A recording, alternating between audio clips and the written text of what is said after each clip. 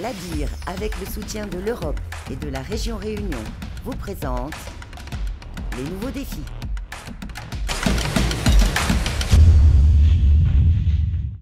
Bonsoir Aurélie. Bonsoir Stéphanie.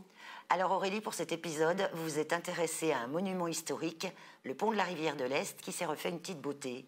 Exactement, l'édifice a été construit par Ferdinand Arnaudin en 1894 et à sa livraison, c'était le pont suspendu le plus long au monde. Incroyable, incroyable. Mais on sait très bien faire les choses à La Réunion. Exactement. Et par la suite, il a subi quelques modifications, notamment pour pouvoir faire passer des véhicules sur ce pont qui était alors jusqu'ici uniquement piéton.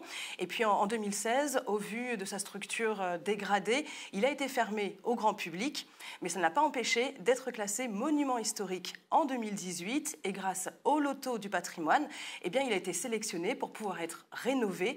2 ans de travaux, une réouverture prévue au mois de novembre. Et pour les détails de ce chantier bien particulier, je vous propose de regarder ce reportage.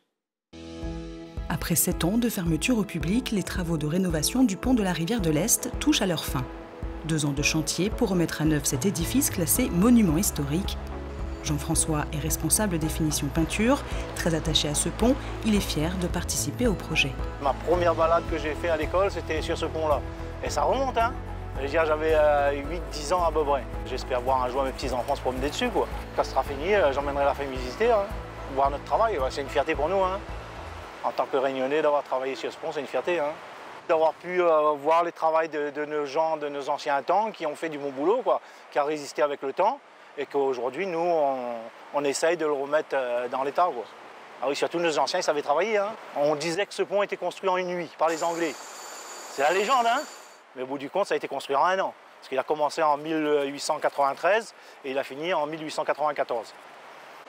Afin de respecter le cahier des charges très strict pour une structure classée, des entreprises spécialisées dans la rénovation de monuments historiques ont été sélectionnées car des compétences spécifiques sont nécessaires, comme celle de Nicolas, tailleur de pierre depuis une dizaine d'années et compagnon du devoir.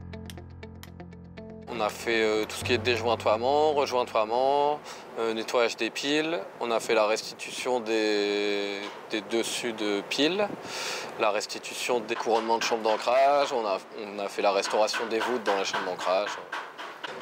Je pense qu'on est à peu près sur une centaine de pierres remplacées sur l'ensemble du chantier. C'est gratifiant de se dire qu'on perpétue un peu l'histoire des monuments. On ressent le poids de l'histoire parce qu'on tombe sur un peu des traces qui ont été laissées par les ouvriers d'avant. Je suis très content de ce qui a été réalisé. C'est pas tous les jours que je peux dire que je travaille sur un pont suspendu et que je restaure des piles de pont. C'est quand même gratifiant. Une quinzaine d'entreprises a travaillé sur ce chantier et les 3/4 sont réunionnaises. Elles ont eu à cœur de participer à ce gigantesque chantier en sélectionnant des matériaux de qualité.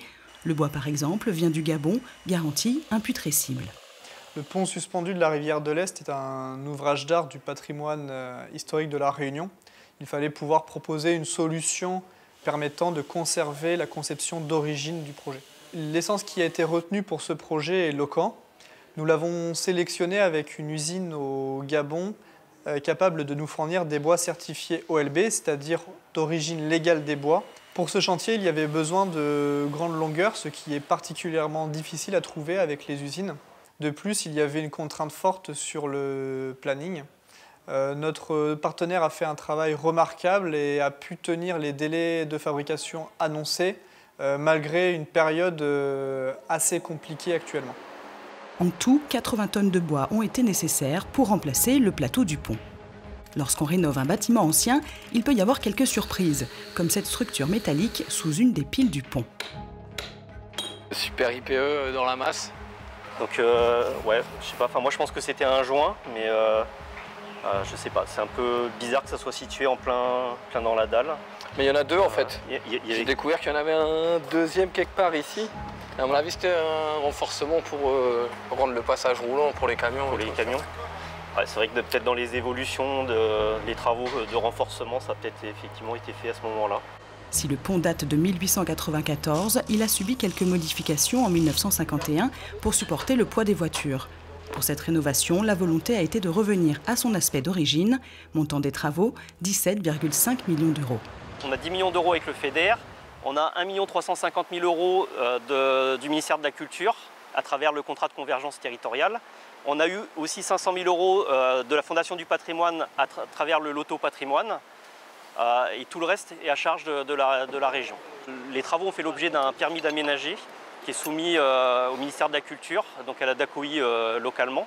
Et donc eux, ils ont instruit le permis d'aménager, ils ont validé aussi ce choix-là, ils nous ont accompagnés pendant toutes les études.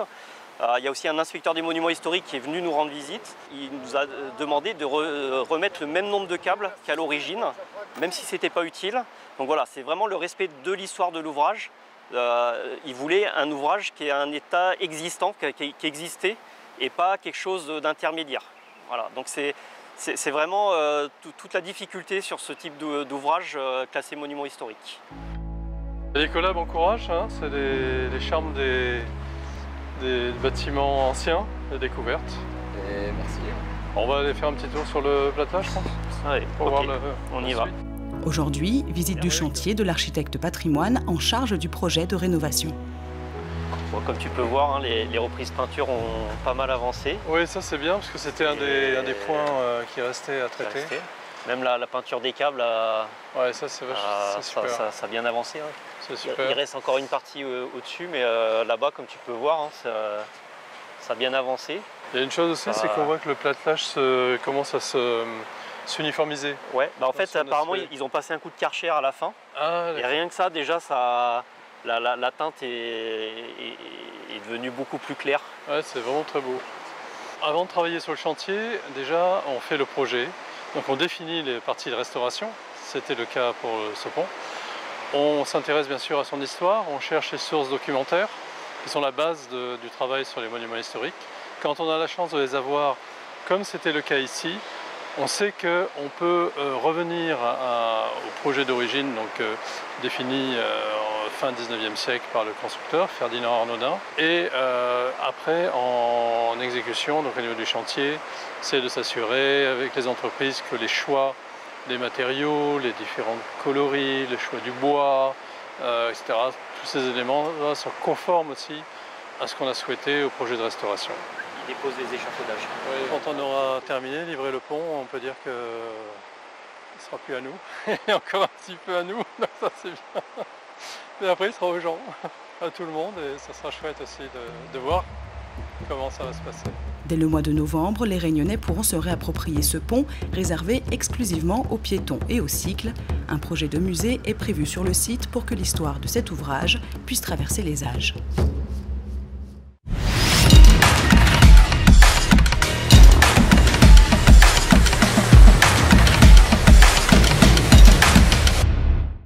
L'ADIR, avec le soutien de l'Europe et de la région Réunion, vous a présenté les nouveaux défis.